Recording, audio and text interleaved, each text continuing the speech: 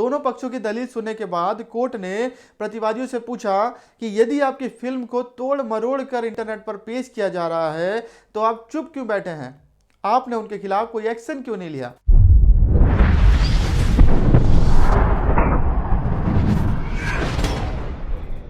दोस्तों, ये तो आप सभी जानते होंगे कि अक्षय कुमार, जिसने सरोगेट्स एड्स में शामिल होकर गुटखा बेचने का प्रचार किया है, उसने एक मूवी में सम्राट पृथ्वीराज का रोल किया है। वैसे तो ये मूवी जल्दी सिनेमाघरों में आने वाली है, लेकिन इस मूवी के सिनेमाघरों में आने से पहले ही काफी विवाद चले आ रहे हैं, जिनमें से एक विवाद दिल्ली हाई कोर्ट तक पहुंच गया। यह याचिका सम्राट पृथ्वीराज के पिक्चर में दिखाए जाने वाले जाति को लेकर विवाद से संबंधित थी, जिसका निपटारा भी दिल्ली हाई कोर्ट द्वारा कर दिया गया है।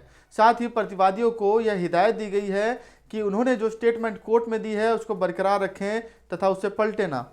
क्या है पूरा मामला, आइए जानते हैं। दरअसल सम्राट पृथ्वीराज की महान गाथा पर आधारित एक फिल्म यशराज फिल्म्स द्वारा बनाई गई है, जिसको लेकर विभिन्न विवाद चल रहे हैं, जिनमें से एक विवाद दिल्ली हाई कोर्ट तक पहुंचा, जिसमें गुर्जर समाज सर्व संगठन एकता सामान्य समिति ने यह आरोप लगाते हुए याचिका दायर की कि यशराज फिल्म्स द्वारा बनाई जा रही यह फिल्म भारत के प्रसिद्ध कवि चांद बरदाई की किताब पृथ्वीराज रासो पर आधारित है, जिसमें पृथ्वीराज को एक गुर्जर योद्धा के रूप में बताया गया है, इसलिए उन्हें फिल्म में एक राजपूत राजा के रूप में दिखाना गलत है। साथ ही याचिकाकर्ता ने सबूत के तौर पर विकिपीडिया तथा अन्य इंटरनेट के स्रोतों से कुछ दस्तावेज पेश करते हुए कहा कि फिल्म निर्माताओं ने इस फिल्म को इस प्रकार से प्रचार प्रसार किया है जिससे यह साबित होता है कि फिल्म निर्माता इस फिल्म में पृथ्वीराज को एक राजपूत राजा के रूप में पेश कर रहे हैं। जबकि central board of film certification तथा यशराज फिल्म्स के वकील ने अपनी दलील में कहा कि फिल्म में सम्राट पृथ्वीराज को न तो गुर्जर के रूप में दिखाया गया है और न ही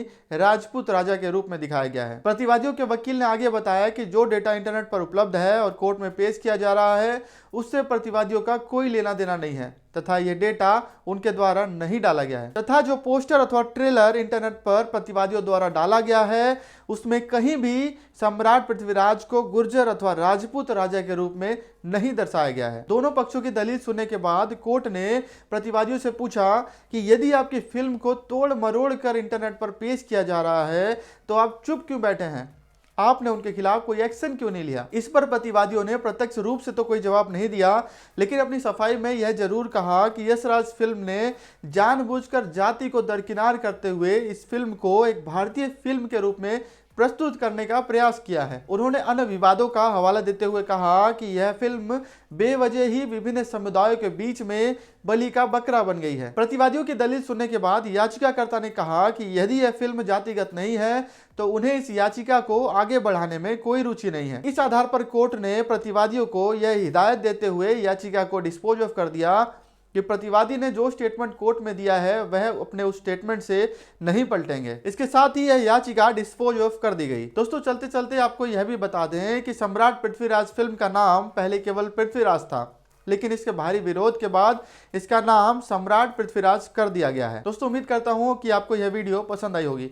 ऐसे ही इंटरेस्टिंग जजमेंट्स तथा लॉ से रिलेटेड जानकारी हमारे चैनल पर लगातार आते रहते हैं, जिसके लिए यदि आपने अभी तक हमारे चैनल को सब्सक्राइब नहीं किया है तो सब्सक्राइब कर लें तथा हमारे फेसबुक पेज को भी जरूर फॉलो कर लें। मिलते हैं अगली इंटरेस्टिंग वीडियो में, तब तक के लिए जय हिंद।